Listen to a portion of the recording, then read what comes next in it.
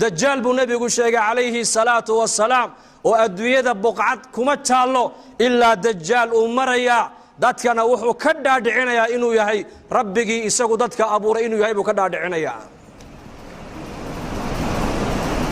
wa sharru ghaa'ibin yuntadar ayuu nabigu yidhi faddajaal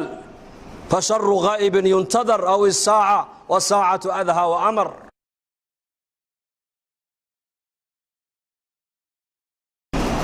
dajaal buu nabigu sheegay inuu imanaya aakhir zamaanka maanta zamankan maanta ka warrama saxaabada rasuulka ridwaanullaahi calayhim ajmaciin axaadiista dajaal ku saabsan markuu nabigu uga warramayo waxay yidhaahdeen waxaan moodi jirnay sida uu hadalka nabigu qulubtooda u saameynayay dhirta naga dambaysa inuu dajaal ku jiraan u malaynayna asxaabtu yidhaahdeen waa 1400 sano ka hor weeyaan waxaas uu nabigu ka warramayo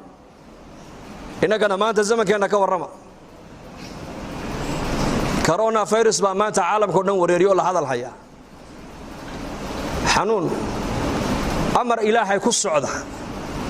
oo jundun min junuudillaahi ah oo qofkii ilaahay ugu tala galay maana qof kale aan ku dhacayn ayaa caalamka dhan labadii isku timaada maanta ay ka sheekaysanaysaa saxaabaduna 1400 sano ka hor waxay ka sheekaysanayeen dajaal inuu soo socdo marka uu nabigu dajaal uga sheekaynayna bay yiraahdeen waxaan u maleynaynay yaqiinta khabarka nabiga ay u qabaan dhirta naga dambaysa dajaal inuu ku jiraan u malaynayna asxaabtu yiraahdeen dajaal buu nabigu sheegay inuu adduunka dhan marayo janna iyo naar wax u eg buu wataa waxa uu nabigu leeyahay calayhi salaatu wasalaam qof walii qofkii isaga rumeeyay raacana waxa jannada u eg uu wato ayuu ku tuuraya dad alliye dadkii isaga inkiray yiraahdo rabbi ma tahide kaafir dajaal ayaa tahayna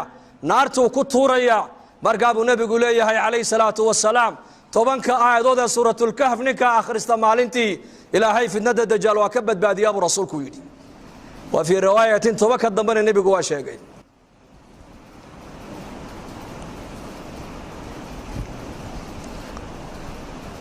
waxa kaloo nabigeenu sheegay calayhi salaatu wasalaam dajaal inuu adduunka dhan uu saameeyo uu galaya Makka iyo Madiina ma galaya buu rasuulku yidhi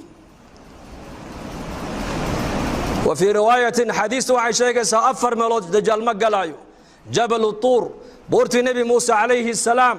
لوغو وحيودي إلهي نبي موسى وكل مناجود مقلا يا دجال مكة مقلايو مدينة مقلايو قدسنا مقلايو أبو رسولك المسجد الأقصى دجال مقلايو لكن شريرين دتك الشركة بدل منافقين تا مكية مدينة دحديدة كله من يكونول أيك الدجال بنانك وقبح يا أبو رسولك يدي